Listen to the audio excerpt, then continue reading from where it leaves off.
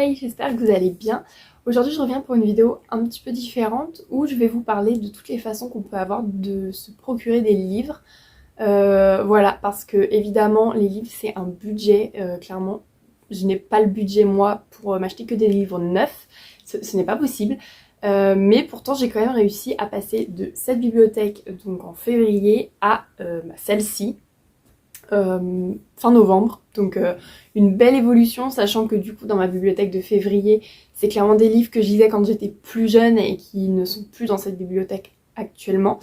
Donc voilà, il y a eu une augmentation de livres considérable, voilà, mais ce n'est clairement pas que des livres neufs. Alors bien évidemment, je m'en achète quand même des neufs de temps en temps, je travaille pour, voilà, je gagne des sous, donc je me fais plaisir.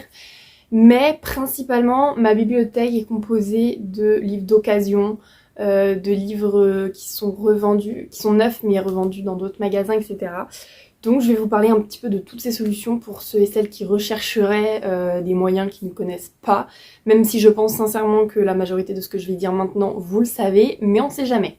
Je vais commencer par le plus connu, voilà, ça n'étonnera personne, ça sera Vinted. Voilà, personnellement, je n'achète pas beaucoup dessus. Voilà, j'en ai quelques-uns qui viennent de Vinted, mais pas plus que ça.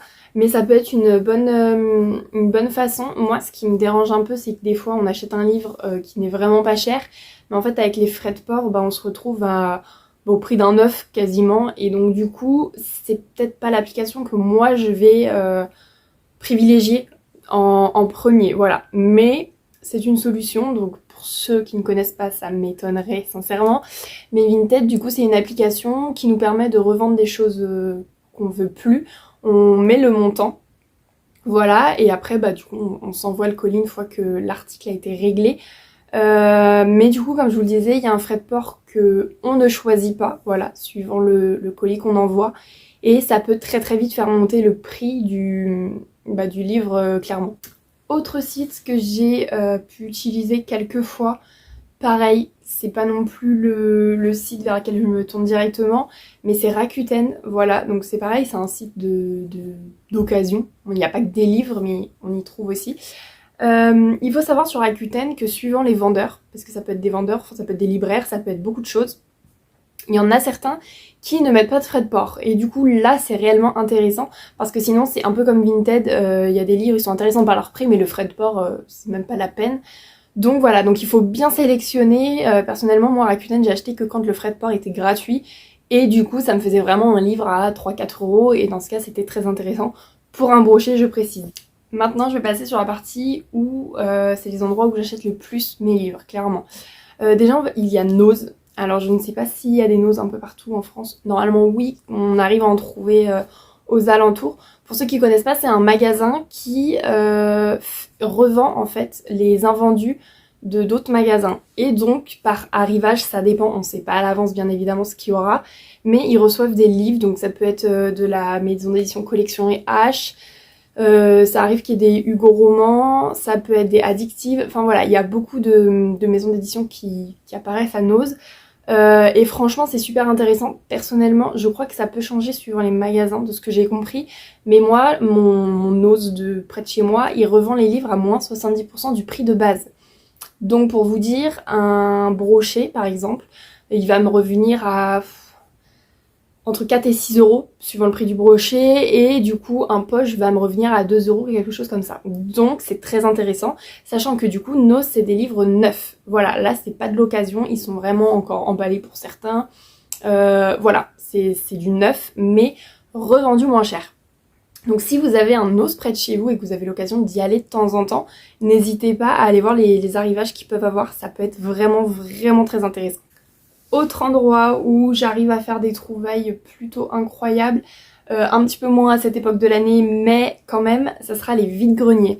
Voilà, je sais pas si vous en avez beaucoup vers chez vous, surtout l'été, etc.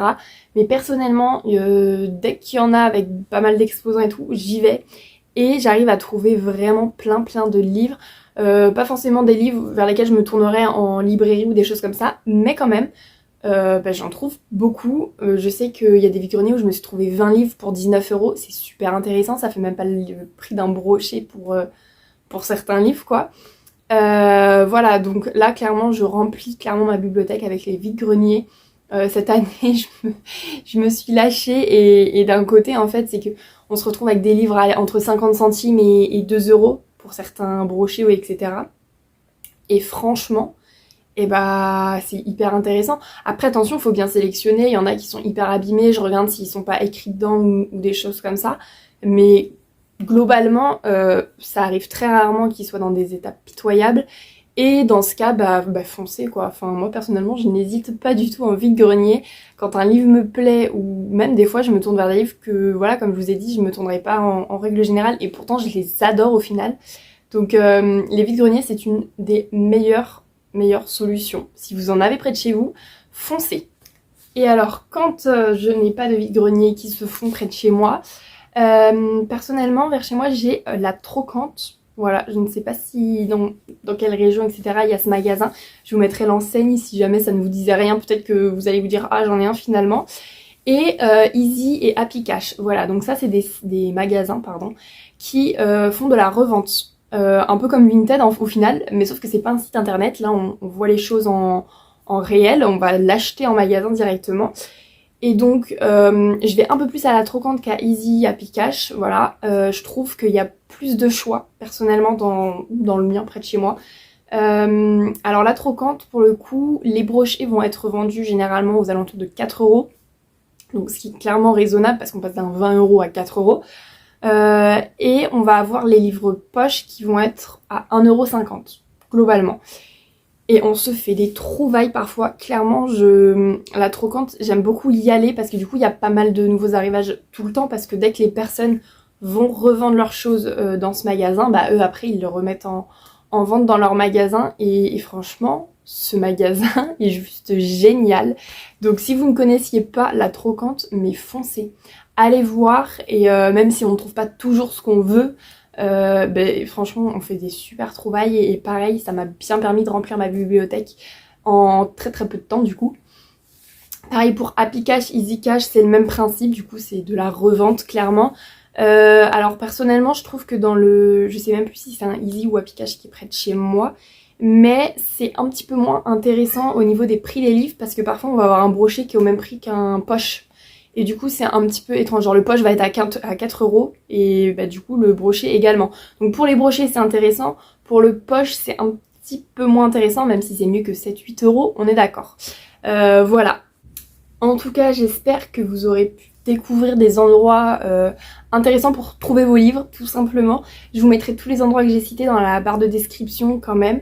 Voilà, donc renseignez-vous bien autour de chez vous, parce que clairement je sais que tout le monde n'a pas les moyens de se payer des livres neufs tout le temps, à tout va, etc. C'est impossible, c'est très cher. Un de temps en temps pour se faire plaisir c'est bon, mais c'est vrai que ça monte très très vite. Voilà, il suffit qu'on prenne 2 brochets, on en a pour 45 euros. Voilà, on n'est pas dans les moyens de tout le monde, on est bien d'accord. Voilà, donc j'espère que cette petite vidéo vous aura plu. Donc cette vidéo n'est pas très très longue étant donné que je n'ai pas 10 millions de choses à dire sur les endroits. Juste je voulais partager avec vous tous ces endroits et grâce à qui j'ai pu remplir ma bibliothèque comme ça. Maintenant je suis rendue à plus de 200 livres il me semble dans ma bibliothèque, alors qu'à la base on partait de quasiment rien, voilà. Donc je suis super contente et n'hésitez pas à me dire si vous avez découvert des endroits ou si vous connaissez, si vous aussi vous achetez vos livres là-bas. Voilà, partagez, et surtout si vous connaissez d'autres endroits, d'autres sites, etc. où acheter ces livres, n'hésitez pas à nous partager également, franchement ça ferait trop plaisir, et on se retrouve bientôt pour une nouvelle vidéo.